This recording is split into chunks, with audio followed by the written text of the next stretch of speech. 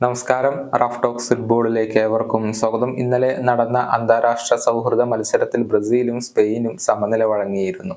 Santiago ബെർണാബുവിൽ വെച്ച് നടന്ന മത്സരത്തിൽ രണ്ട് ടീമുകളും 3 ഗോളുകൾ വീതമാണ് നേടിയിട്ടുള്ളത്. ബ്രസീലിന് വേണ്ടി റോഡ്രിഗോ, എൻറിക്ക്, ലുക്കാസ് പക്കാറ്റ എന്നിവരാണ് ഗോളുകൾ നേടിയത്. അതേസമയം സ്പെയിനിന് വേണ്ടി റോഡ്രി 2 ഗോളുകൾ പെനാൽറ്റിയിലൂടെ നേടുകയായിരുന്നു. ശേഷിച്ച ഗോൾ ഒൽമോയുടെ വകയായിരുന്നു. ഈ മത്സരത്തിന്റെ സ്റ്റാർട്ടിംഗ് 11-ൽ ആൽവരോ മൊറാറ്റ സ്പെയിനിന് വേണ്ടി ഉണ്ടായിരുന്നു.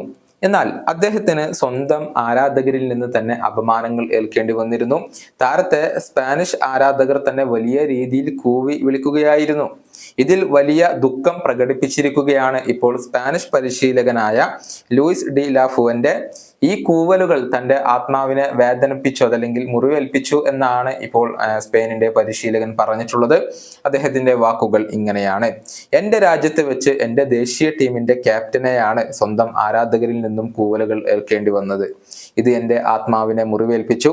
എനിക്ക് വളരെയധികം വേദന തോന്നുന്നുണ്ട്.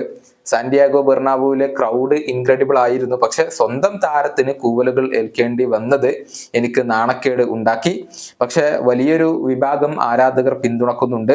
ദേശീയ ടീമിനെ പിന്തുണക്കാൻ പഠിപ്പിക്കുക എന്നത് എല്ലാവരുടെയും ജോലിയാണ്. ക്ലബ്ബുകളുടെ നിറങ്ങളെല്ലാം മാറ്റിവെച്ചുകൊണ്ടാണ് നമ്മൾ ഇവിടെ ഇറങ്ങുന്നത്. ഇത് ഞങ്ങൾക്ക് പരിഹരിക്കാൻ സാധിക്കുമോ എന്നുള്ളത് കാണാം. ഇതാണ് സ്പാനിഷ് പരിശീലകൻ പറഞ്ഞിട്ടുള്ളത്. അതായത് റയൽ മാഡ്രിഡിന് വേണ്ടി മുൻപ് കളിച്ചിട്ടുള്ള താരമാണ് ആൽവരോ മൊറാറ്റ. അദ്ദേഹം ഇപ്പോൾ അത്ലറ്റിക്കോ മാഡ്രിഡിന് വേണ്ടിയാണ് കളിച്ചുകൊണ്ടിരിക്കുന്നത്. അതുകൊണ്ട് തന്നെ റയൽ ആരാധകർക്ക് പൊതുവെ ഒരു താല്പര്യം കൂടി ഇല്ലാത്ത താരമാണ് മൊറാറ്റ. അതേസമയം മുൻപും അദ്ദേഹത്തിന് ഇത്തരത്തിലുള്ള കൂവലുകൾ ഏൽക്കേണ്ടി വന്നിരുന്നു. അന്ന് ഗോളവസരങ്ങൾ നഷ്ടപ്പെടുത്തിയതിനായിരുന്നു മൊറാറ്റയ്ക്ക് കൂവലുകൾ സ്വന്തം ആരാധകരിൽ നിന്നും ഏൽക്കേണ്ടി വന്നിരുന്നത്. ഈ വീഡിയോയുടെ അവസാനിപ്പിക്കുന്നു. വീണ്ടും കാണാം.